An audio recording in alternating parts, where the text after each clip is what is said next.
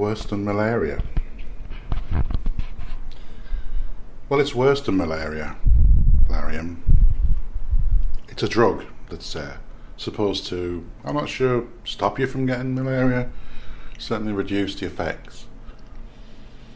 So, a month before I was to go to China, I had to, excuse me, I've just been eating Golden One and Chippy's salt and vinegar flavour.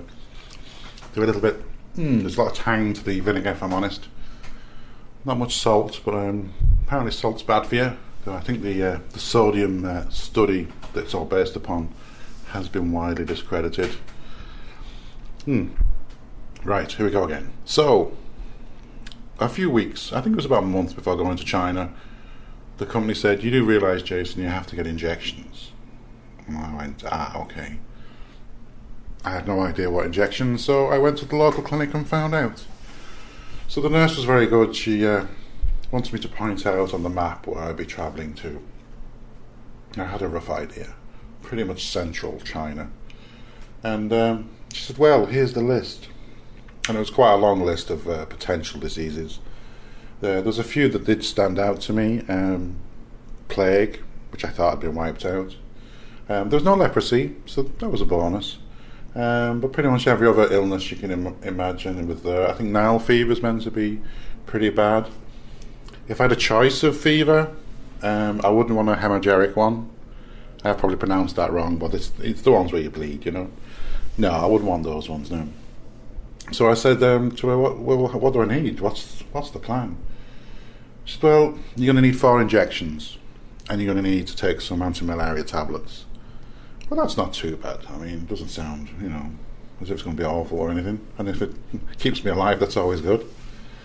And she said, well, we can't give you the 4 injections all in one go because you'll collapse. So I said, yeah, that's fair enough. I'm happy to do it separately then. And I remember it being organised so that it would have maximum impact on my free time and not my working time. I'm not quite sure who came up with this schedule, but I can't think it was the company. So basically, on a Friday, I went for 2 injections, 1 in each arm, and then I had to sit there. I had to sit for 20 minutes. The reason for this was to make sure I didn't get anaphylactic shock. And the nurse was really nice. She said, listen, you've got to sit here, you'll be fine. In the 25 years that this clinic has been open, nobody has ever got anaphylactic shock.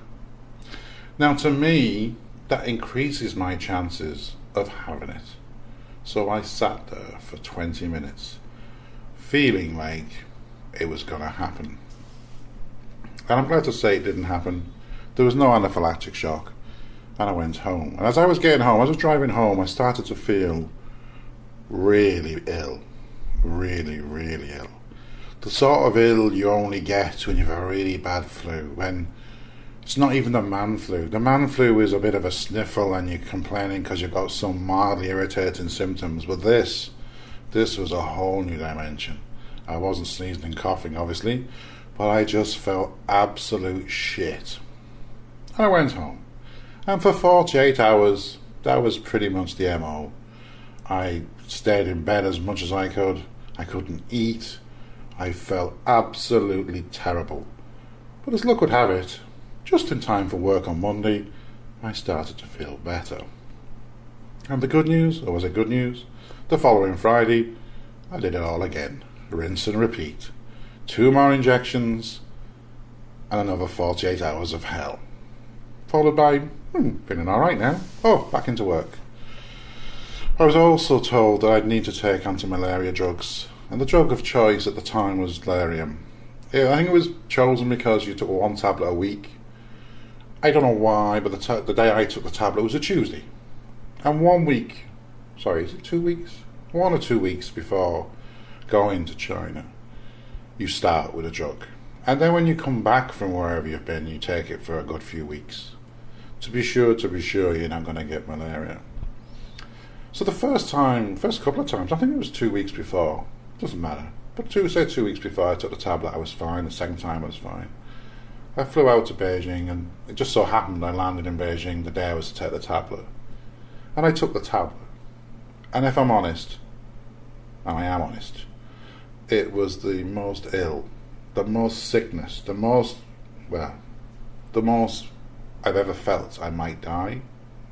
I've had a few occasions now in my life since, but at that time, that was the first time I actually thought this could be it.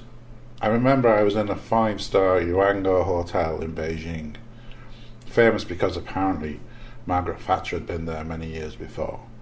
I'm not quite sure if that makes a place famous because someone famous allegedly went to it. I don't know how that works, but I remember there was a pianist in the lobby who would play the piano. So I took the tablet, and I think with hindsight, there was a few things going on. I was very tired, possibly dehydrated from the flight, and taking the tablet was probably a mistake during the daytime, and I felt really ill. And I remember lying there thinking that there is a chance here that this could be it.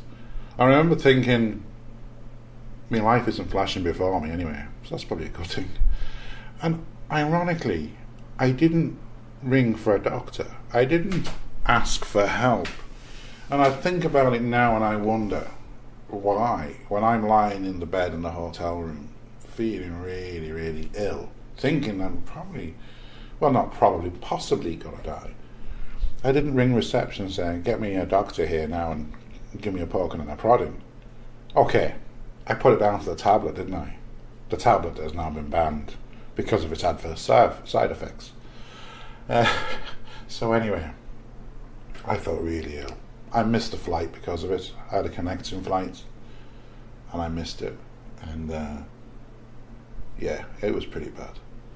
And I ended up in the hotel an extra day, and I remember the maid wouldn't come into the room because I was there, and I said, well, listen, leave the room, I'm going to check out this evening and go and get flights, don't worry about it. But I don't know who he was, one of the managers decided, we have to clean your room with you in it. And he insisted coming in and standing next to me. So that was quite nice, We didn't have much of a conversation.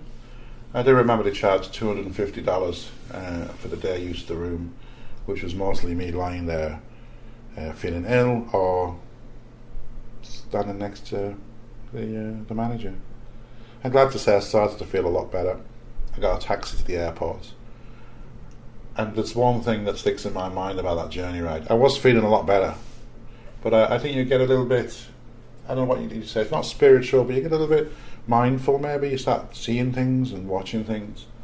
And I remember the journey to the airport through the centre of Beijing, and this would have been early evening. I think it was after rush hour. There was very few cars on the road. Very few cars indeed. But I remember the bicycles. Lots and lots of bicycles. Lots and lots of people on bicycles. And it reminds me of Katie Malula and was it 9 million bicycles? I think there was many, many more than that. Because I remember that evening as the sun was setting over Beijing, and all the bicycles and all the people cycling wherever they was going.